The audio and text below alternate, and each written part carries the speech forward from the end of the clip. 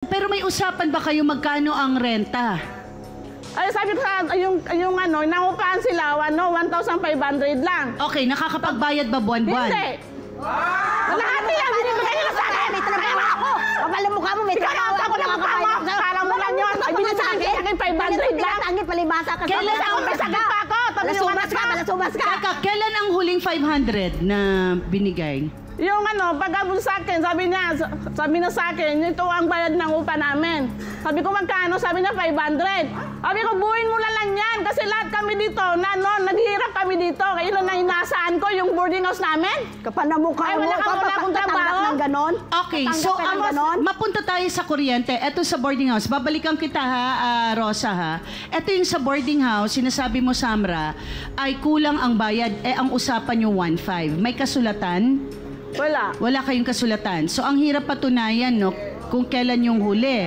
Ngayon, sa kuryente naman, magkano ang dapat niyang bayaran? Bakit naputulan ka? Kasi may side meter sila. Okay. Nilagyan ko ng mga side meter. Oo. Eh, hanggang yung 25 watts lang yun eh. Ang sabi nila, kinikitaan ko daw sila. Talaga naman. Ay, may side meter naman yun eh. Dapat nga. Pero di naman yung pwede sa kitain nyo ay may side meter. Ano kami, manluloko? Talaga naman manluloko. Tapos kaya nga ako, sabi ko sa kanya, bigay tayo ng bayad ng kuryente para yan ko na lang sa may utang sa bilal ko. Eh, kulang naman. O, so paano mo nasabi, Ate Rosa, na dinadaya kayo sa pagsingil? Hindi sa ma'am, yung kuryente, ma'am, dapat Sa laki. Sa laki ng sinisingil. Magkano singil niya ulit? 25. Yung iba nga dun sa 25 daw ang singil mo. Bakit ganun daw kalaki? Kayo na nga talaga ang sarla. Kahit tanungin mo yung mga Ilang kilowatt ito? Depende din po. Depende lang sa mga watts na ginagamit nila.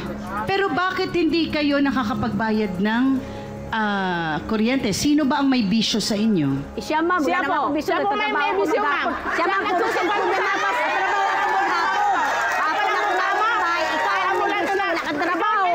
pinakikitaan mo yung tapos sabi niya sa akin, pahiram naman ng pera dyan kasi may trabaho ako. Paano sa'yo may trabaho? Kaya pala, nagsusugal pala doon sa labas. Paano ko magsusugal? Nagtatrabaho ako maghapon? Nagtatrabaho. Magsusugal? Okay.